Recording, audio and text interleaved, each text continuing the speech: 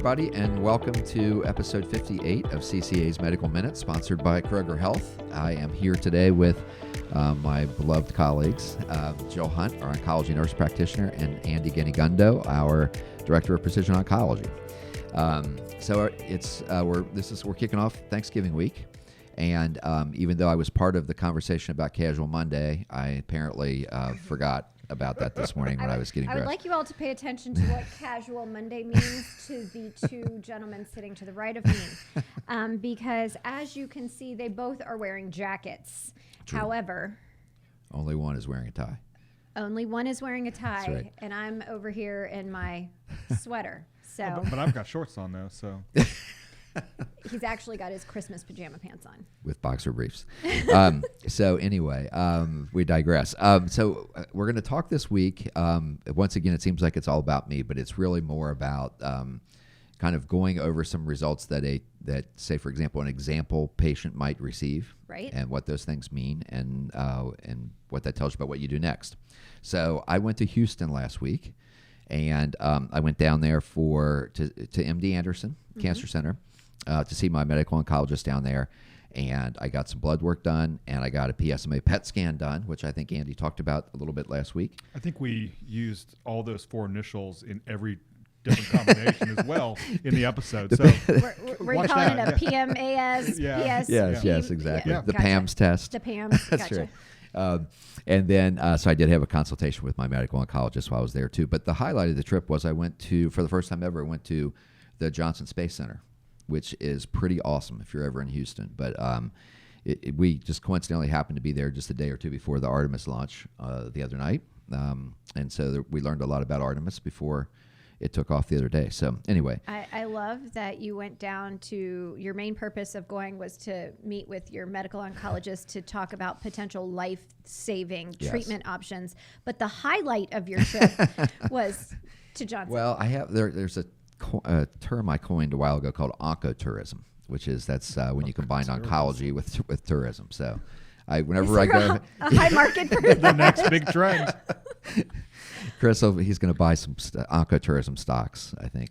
It's a good bet. You know, some of these big cancer centers that bring in a lot of like out-of-state tourists, a lot of out-of-state consults, I think that would be, everything doesn't have to be about your cancer when you come to visit us. Go do something fun. When I first got diagnosed, I read about something called HIFU, which is high intensity focal something or other.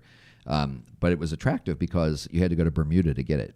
But I ended up staying in the States, so it's all good.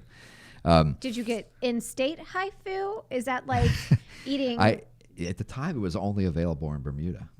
So you just didn't do it? I just didn't do it, yeah. Plus, it's pretty questionable, I think, as far as conventional therapies go. So it's not FDA approved, which is why you had to go off site in order to get it. But but Bermuda. I know. Maybe speaking of shorts, right? That's exactly. Good. Exactly. Shorts. So there were a couple findings in my blood work. And I think, and I'll ask Jill first to comment on those because I think they're consistent with what I would have expected. So my PSA was 6.4, which is still high, but that is down from 30.6 when I started chemo. Correct. So that was a good thing. That's something to be thankful for. And do you know off the top of your head the last time your PSA was 6.4? It's been a while.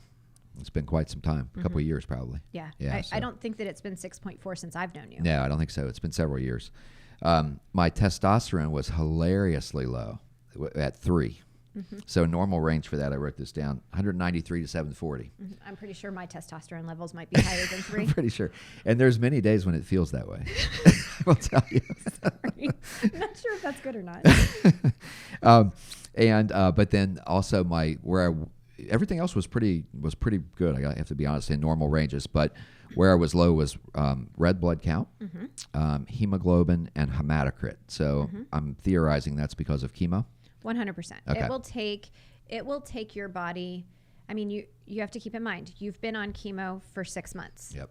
It's going to take your body the better part of another 6 months to recover from the impact. That was going to be my next question. How long? Yes. When should I expect it to come back to normal? Yes. Now, so just a little bit mean, just a little bit under. So Right. from a practical standpoint, that doesn't mean a whole lot to my life, right? I mean, Not at all. Okay, all right, gotcha. I mean, the testosterone of 3. Right, that's a whole different ballgame. Your golf drive probably has been significantly impacted. It couldn't be any worse than it Than ever it was was. before. That's right, exactly. So on the PET scan findings, so as Andy talked about last week, this is called a PSMA PET scan. It is specific to prostate cancer, I would assume. Correct. Okay. Correct. And so what this does is it uses a targeting compound of some sort, and in my case it was called Polarify, to find prostate cancer cells because they have a membrane, prostate-specific membrane. Antigen. So it's a membrane that's on those cells. Yeah, okay. You got all the 4 letters. I got it. But it's more about the antigen. Yeah, okay. That protein that's on the surface, that's what it's being attracted to. Okay. All right, gotcha. So it uses that targeting compound to find the cells, and then that will reveals where prostate cancer is lurking. That's what will light up. Okay. A little bit different than a traditional PET scan that uses radiotagged glucose. So wherever you inject that, and cells are rapidly turning over. It doesn't have to be cancer, but they're rapidly turning over. That's where a traditional PET scan picks up. This is going to pick up specifically where this, PSMA is, where prostate cancer is. Yep. Okay. Yeah. Gotcha. So the findings were, and they're pretty much consistent with where we were in September. Maybe there's some slight improvement. And so the findings were this supraclavicular node that's kind of in your neck, right? So your collarbone, Base of the neck. Like if you put a finger on both of them, supraclavicular is right in between the two. All right, so there's prostate cancer there in a lymph node, and there was a finding in my left lung before. There's been slight improvement in that, so I would assume that's chemo related. At least I would hope. And there's nodal involvement in the area between my lungs, which had some kind of name I forget. Suprahilar? Yes, there you go. Thank you. And then this is always my favorite part to talk about. There was PSMA uptake in my rectosigmoid junction. Yes. Reading the report, again, we like to think, these are so specific to prostate cancer. We just got done saying how specific it is to prostate cancer, but when you read through the report, it says, this just looks like a local inflammation. Yeah, okay. I was going to ask you about that. It's probably not prostate cancer. Okay. There. All right. Well, sounds and good. we did have, just from you reviewing your history, you had radiation to that area. I did. So That's right. having an inflammatory process in that area is not to be unexpected. Okay. All right. Gotcha. That's actually good to know. Okay. So what is next is I will return to Houston soon. And it's probably worth pointing out that at this point, I think my care has been more or less turned over to Houston. There's not a whole lot more in the standard of care, I think, that I can do here if chemo is not going to be sufficient for disease control. Correct. You have now moved out of that realm of treatment for your prostate cancer. Okay. So you're looking at a major academic center for clinical trials. Okay. So I'll return to Houston at the first week of December. I'll have a biopsy of the, here we go again, supraclavicular node on December the 5th. Do you remember when you had that done before? Oh, yeah. Yeah, it looked like he had a big old hickey. He had such a huge bruise. We were razzing him like, "Oh, you had a good time." But you'd rather have it there because that spot, that's one of the spots we actually feel for when we're feeling for lymph nodes. Okay. It's because it's so accessible. Okay. So when you can feel that, that makes it easier to get that needle in that spot because you can actually feel it sometimes. I don't know if you necessarily feel it in yours. Can't. But, I've tried. Yeah. But certainly it's accessible. Okay. You put a needle in the lung, well, you can collapse the lung, and there's all kinds of side effects that can happen. Any of these lymph nodes that are like in the middle of the chest, and you got to do a special scope to do it. Yeah. Supraclavicular is where you want to go for. Plus, it'll be kind of, at least for some period of time, I can match my port scar over here on the other side. So, so what we'll do is I'm going to get that biopsy done, and then that will be sent off for molecular profile, and that result may determine whether I can go on some sort of like an immunotherapy type trial. And so what we talked about was something called, I'm going to ask Andy to talk about it because I know he knows about it, something called BITE therapy. Yeah. So what exactly is BITE therapy? Well, I think the way that people have described BITE therapy is they kind of call it off the shelf CAR T therapy. Which we talked about a few weeks ago. You know, with CAR T therapy, they take cells out, and it's almost like they teach those cells to find that cancer and attack the cancer. Here, we don't we skip the middleman. We skip the processing part, and you can give that drug directly. So there's not as much lag time between in giving that drug. Okay. So and remember, we talked about that. It could take weeks sometimes to create that CAR T drug specific to that person's cancer. Okay. Yeah. But in the case of BiTE therapy, are cells being modified in order to go after cancer cells, or what exactly does it alter or do? I guess are you modifying cells like you said before with CAR T you do that, but with BiTE are you doing that at all? I'm trying to figure out how it works.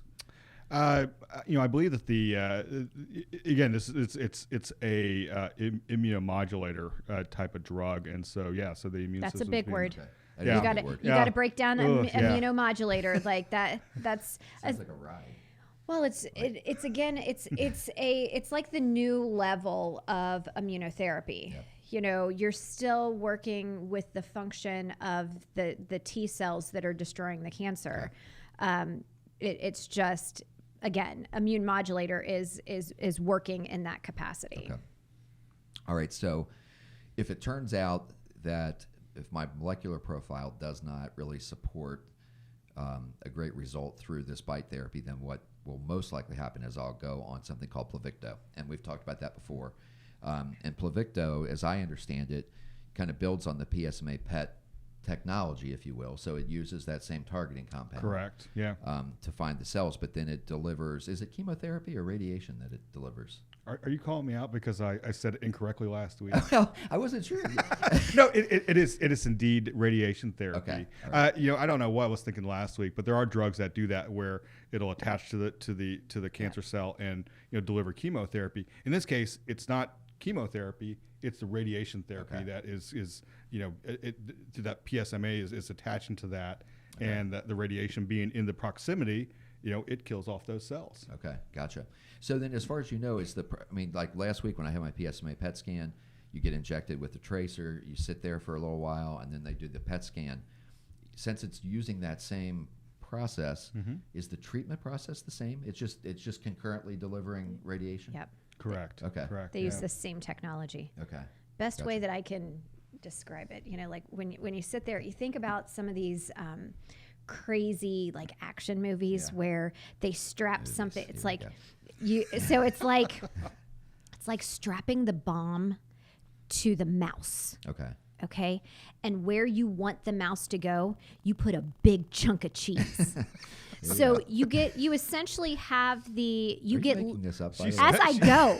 But this is so fun. So fun because if you think about it, it's like they wrap your cancer in cheese and then they are sending the mouse in with the bomb. And once the mouse finds the bomb or finds the cheese, the bomb ignites. There we go.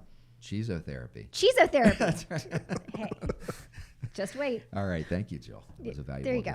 It seriously was. I mean, we're all about trying to explain things in ways that people can understand. Well, because if you really think about like from a techie standpoint, it's really hard to explain the science behind what is happening with a PSMA guided therapy. Yep. I mean, so in the attempts to break it down I'm sure I've seen a Rambo movie where they've like put something on some critter and it's a cancer GPS is what it is. Yeah. Right? Yeah, that's pretty good. Yep. I like the cheese and the mouse. Yeah, that's probably better. I think I've seen maybe something like that on a cartoon. I don't know if I've seen it on a movie though, but it might have been Tom and Jerry. Yeah, I think it was like Tom and Jerry. That's right. We're dating ourselves. It's all good. Okay, so that's what we'll figure out next. I've got a call with my medical oncologist at MD Anderson on December 27th, and I assume that's when I'll kind of learn my next steps. So in the meantime, I feel good, and my blood results are good. Tolerated chemo pretty well, I think, all things considered. And anyway, looking forward to trying to get out in front of this thing finally. Yeah, I really do feel like a lot of people could potentially look at, well, the chemo didn't work. Yeah. You're looking for your next treatment because the cancer's still there and the chemo didn't work.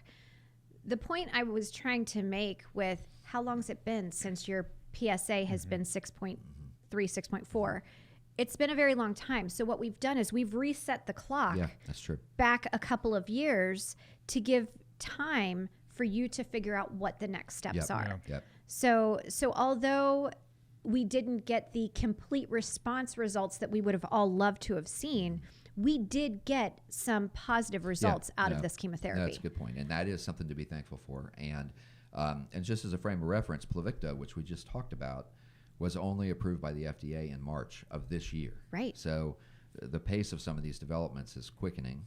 There's kind of more things to choose from, more things to throw at it. So it's nice to see that we're starting to see some new research and treatments coming available for prostate patients, because I feel like it's been so long since we've seen anything that's just been like earth-shattering. Yeah, and there wasn't that long ago that if chemo was not effective, there wasn't a whole heck of a lot else to do. Right. So anyway, well, thanks everybody. Thanks Jill. Thanks Andy. And we'll keep everybody kind of informed as we go. But I'm just looking forward to a nice holiday season with hopefully very little poking and prodding. Yes. That'd be good. So That'd be good. Yeah. All right. Thanks everybody, and we'll see you again here next Wednesday at noon. Thanks.